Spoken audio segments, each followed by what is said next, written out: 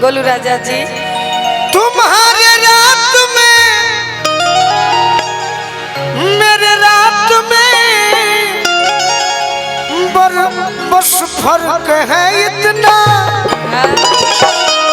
किसी के साथ अपने पिया के साथ तुम्हारी शोक गुजरी है, हमारी रोक गुजरी है।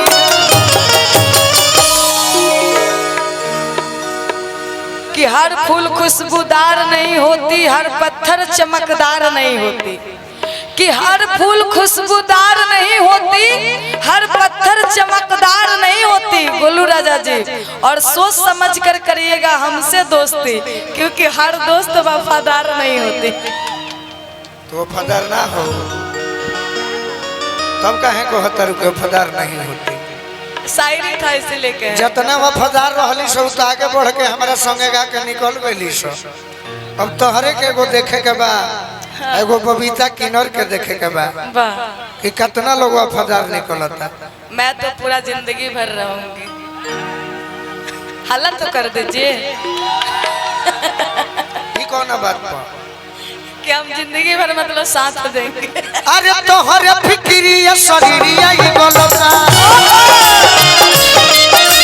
तोहरे फिक्रिया शरीरिया ये गलता।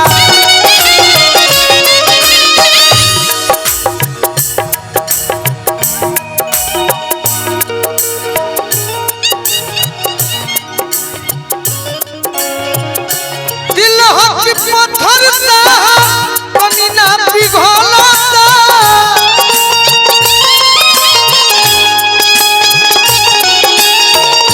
पानी ना पिघलता। अरे तोहरे फिक्रिया शरीरिया ये गलता, तोहरे फिक्रिया शरीरिया ये गलता।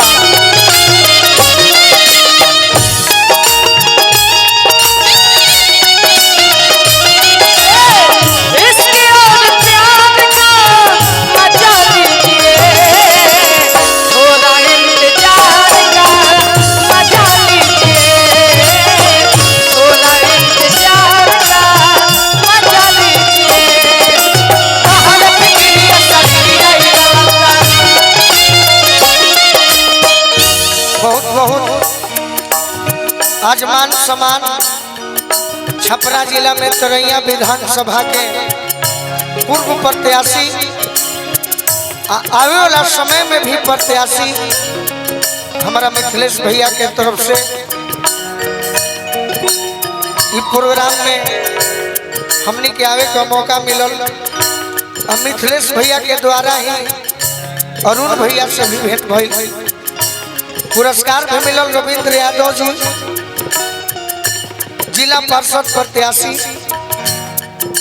क्षेत्र संख्या 1 साहेबगंज। अरे तोहरे फिक्रिया शरीरिया ये गलता,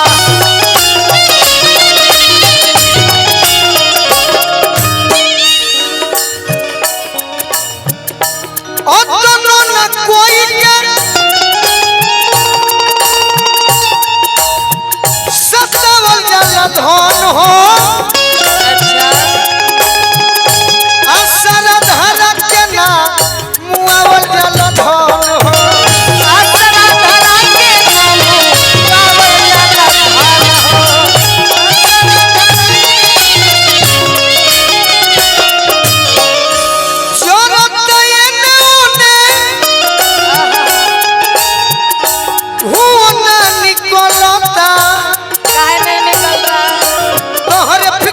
शरीरिया ये गलता, तोहरे फिक्रिया शरीरिया ये गलता। ना देखूं तो चैन मुझे आता नहीं, तेरे सिवा कोई और मुझे भाता नहीं है। कहीं मुझे प्यार हुआ तो नहीं है, कहीं मुझे प्यार हुआ तो नहीं है। तोहरे फिक्रिया शरीरिया ये गलता, तोहरे फिक्रिया शरीरिया ये गलता। ये जिंदगी कई दिन के बाद 4 दिन के 4 दिन के जिंदगी बहुत के लम्बा हो माजा वही में यही बुता जुड़ई है गोलू राजा हो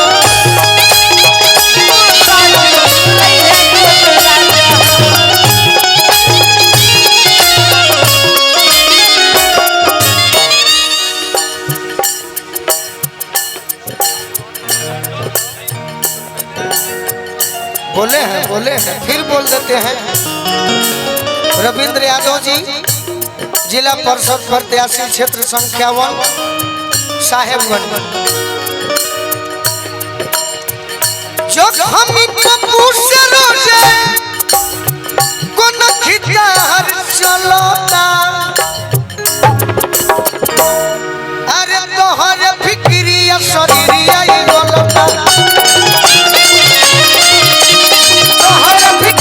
शरीरिया ही गलत शरीरिया ही गलत शरीरिया ही गलत